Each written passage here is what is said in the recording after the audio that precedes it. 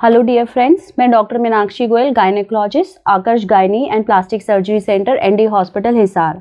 आज इस वीडियो में हम बात करेंगे अगर अनवांटेड प्रेगनेंसी होती है तो उसके लिए हम क्या करें। जो अनवांटेड प्रेगनेंसी होती है वो एक बहुत ही हमारे लिए टेंशन हो जाती है कि अब हम क्या करें। तो ज़्यादातर लोगों को ये नहीं पता होता कि इसके क्या सेफ़ तरीके हैं जिससे हम इस चीज़ का सॉल्यूशन कर पाएँ। तो फ्रेंड्स, जब भी आपको अनवांटेड प्रेगनेंसी होती है उसका आपको कैसे पता चलेगा। अनवांटेड प्रेगनेंसी का आपको ये ऐसे पता चलेगा जब भी आपकी पीरियड्स की डेट मिस होती है और आपने उस साइकिल में अनप्रोटेक्टेड इंटरकोर्स हुआ है और आप प्रेगनेंसी टेस्ट करते हैं जिसमें कि 2 लकीरें आती हैं, तो इसका मतलब आपको अनवांटेड प्रेगनेंसी है।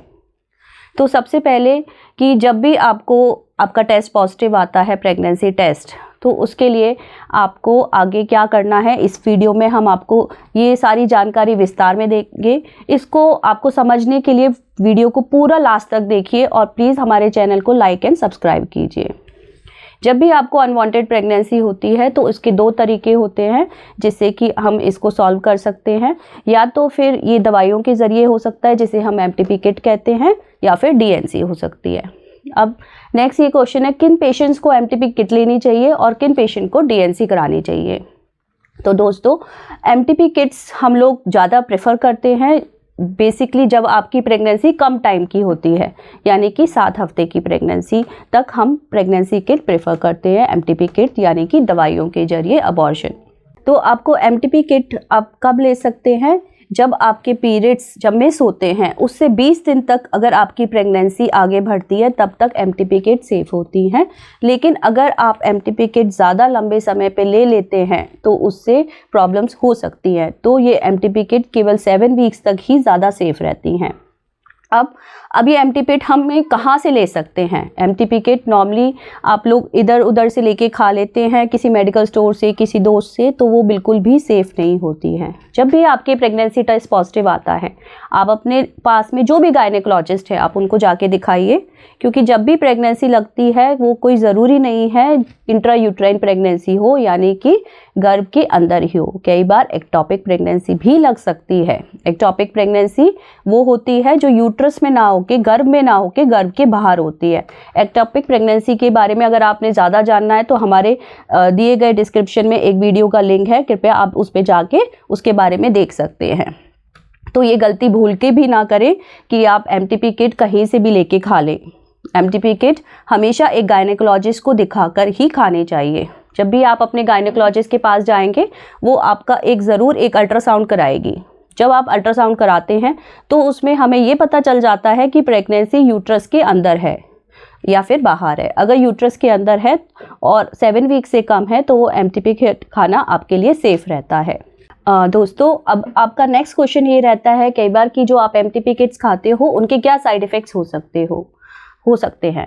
MTP किट्स के साइड इफ़ेक्ट्स यूजुअली बहुत ज़्यादा नहीं होते, लेकिन किसी किसी पेशेंट में एलर्जिक रिएक्शंस भी देखे गए हैं।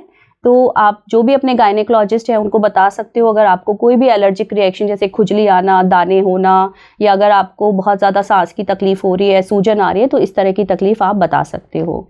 सेकंड प्रॉब्लम ये होती है जब आप MTP किट खाते हो तो हो सकता है बहुत ज़्यादा हैवी ब्लीडिंग हो। अगर आपकी ब्लीडिंग बहुत ज़्यादा हैवी ब्लीडिंग हो रही है, यानी कि आपको चक्कर आ रहे हैं, बेहोशी हो रही है, इस तरह की हैवी ब्लीडिंग हो रही है, तो तुरंत आपको अपने डॉक्टर के पास जाना चाहिए, क्योंकि हो सकता है आपको IV फ्लूइड्स की ज़रूरत पड़े। थर्ड ये होता है कि कई बार MTP किट्स की वजह से बहुत तेज़ पेट में दर्द भी होता है। तो नॉर्मली जो भी आपके घर में जो पीरियड्स में हम लोग दवाई लेते हैं पेट दर्द के लिए, आप वो ले सकते हो। लेकिन सपोज़ आपको असहनीय दर्द हो रहा है तो आपको अपने गायनेकोलॉजिस्ट से ही संपर्क करना चाहिए। हो सकता है आपको इंजेक्टेबल्स की ज़रूरत हो। फोर्थ ये प्रॉब्लम हो सकती है कि कई बार जो ब्लीडिंग होती है वो बहुत लंबी चल जाती है और हो सकता है पूरी ब्लीडिंग आपकी 10-15 दिन चले, उसके बाद भी आपकी प्रेगनेंसी वॉश आउट नहीं हो। तो 15 दिन के बाद आप अपने गायनेकोलॉजिस्ट को एक बार दोबारा चेकअप ज़रूर कराएं, एक दोबारा अल्ट्रासाउंड ज़रूर कराएं, ताकि ये क्लियर हो पाए कि जो आपने MTP किट खाई थी उसने अपना पूरा असर दिया है या नहीं, कोई आप अंदर कोई बेबी के पार्ट्स या प्रेगनेंसी का कोई पार्ट्स बचा है या नहीं। तो ये बहुत ही इम्पॉर्टेंट है, आप ये चीज़ों का ज़रूर ध्यान रखें जब भी आप MTP किट लेते हैं। अभी हमने जाना कि अनवांटेड प्रेगनेंसी को मेडिकल एमटीपी किट से कैसे हम लोग सॉल्व कर सकते हैं। दूसरा तरीका होता है डीएनसी के द्वारा। डीएनसी उन पेशेंट्स में रिक्वायर्ड होती है जिनमें 7 हफ्ते से ज़्यादा प्रेगनेंसी हो, लेकिन 7 हफ्ते से 12 हफ्ते तक ही हम लोग डीएनसी करते हैं। इसका मतलब 3 महीने तक की प्रेगनेंसी को ही डीएनसी द्वारा साफ़ किया जा सकता है। 3 महीने से ऊपर की प्रेगनेंसी के लिए अलग प्रोसीजर होता है। लेकिन कई बार अगर टाइम कम हो तब भी डीएनसी ऑन पेशेंट रिक्वेस्ट करी जाती है। अब ये डीएनसी करने के कितने तरीके होते हैं? डीएनसी करने के मोस्टली 3 तरीके होते हैं। पहला ब्लाइंड डीएनसी होती है, सेकंड अल्ट्रासाउंड गाइडेड डीएनसी होता है, थर्ड है हिस्ट्रोस्कोपिक गाइडेड डीएनसी। तो जो फर्स्ट प्रोसीजर होता है ब्लाइंड डीएनसी, इसमें कुछ इंस्ट्रूमेंट्स को यूज़ करते हैं और आपके अंदर जो गर्भाशय के अंदर कंटेंट है उनको सक्शन आउट किया जाता है। और जो अल्ट्रासाउंड गाइडेड डीएनसी है उसमें अल्ट्रासाउंड में साथ में देखते देखते आपके जो अंदर प्रेगनेंसी के कंटेंट हैं उनको सक्शन किया जाता है, तो ये ज़्यादा बेटर होती है ब्लाइंड डीएनसी से। और जो तीसरा तरीका है वो है हिस्ट्रोस्कोपिक गाइडेड डीएनसी। हिस्ट्रोस्कोप एक इंस्ट्रूमेंट होता है, एक एंडोस्कोप होता है जिसमें दूरबीन से हम अंदर यूट्रस के जाते हैं, देखते हैं प्रेगनेंसी कहाँ लगी है, वहाँ से उसको हटाते हैं और सक्शन करते हैं। तो दोस्तों हम तीनों तरीके में फ़र्क जानेंगे। जो ब्लाइंड डीएनसी होती है वो एक नॉर्मल प्रोसीजर है। 80% केसेस में वो सक्सेसफुल होती है, लेकिन 10 to 15% केसेस में कुछ प्रेगनेंसी के पार्ट्स रह जाते हैं क्योंकि उसमें हमें पता नहीं चलता कि हमने कितना सक्शन किया है। जो अल्ट्रासाउंड गाइडेड तरीका है वो बहुत बेहतर तरीका है। उसमें 90% चांस होते हैं कि आपकी पूरी प्रेगनेंसी एक बार में क्लीन हो जाता है। जो थर्ड तरीका है हिस्ट्रोस्कोपिक गाइडेड डीएनसी, वो एक बहुत ही बेहतरीन तरीका है क्योंकि वो 99% इफेक्टिव है। उसमें डीएनसी जो हमारे ट्रेडिशनल डीएनसी होती है उसके जो साइड इफ़ेक्ट्स होते हैं वो हिस्ट्रोस्कोपिक गाइडेड डीएनसी में नहीं देखे जाते। जो ट्रेडिशनल डीएनसी होती है उसमें हमारे क्या रिस्क फैक्टर्स हो सकते हैं?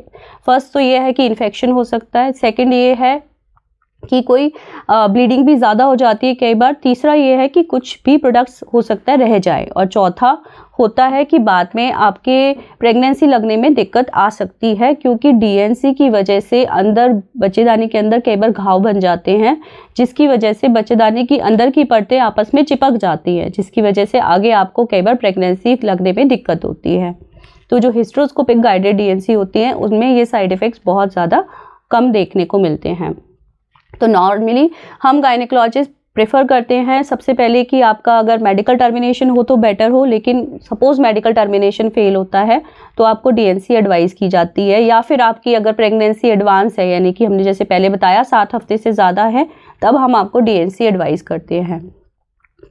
तो अगर आप डीएनसी कराते हो तो आपको बेस्ट तरीका जो है कि वो आपको चूज़ करना चाहिए, जो कि मेरी समझ में हिस्ट्रोस्कोपिक गाइडेड डीएनसी है। इसके बारे में अगर आपको और कोई भी जानकारी चाहिए तो आप हमारे को कांटेक्ट पे आप संपर्क कर सकते हैं या कमेंट बॉक्स में आप अपनी क्वेरी डाल सकते हैं, हम आपकी बातों का जवाब ज़रूर देंगे। Thank you so much.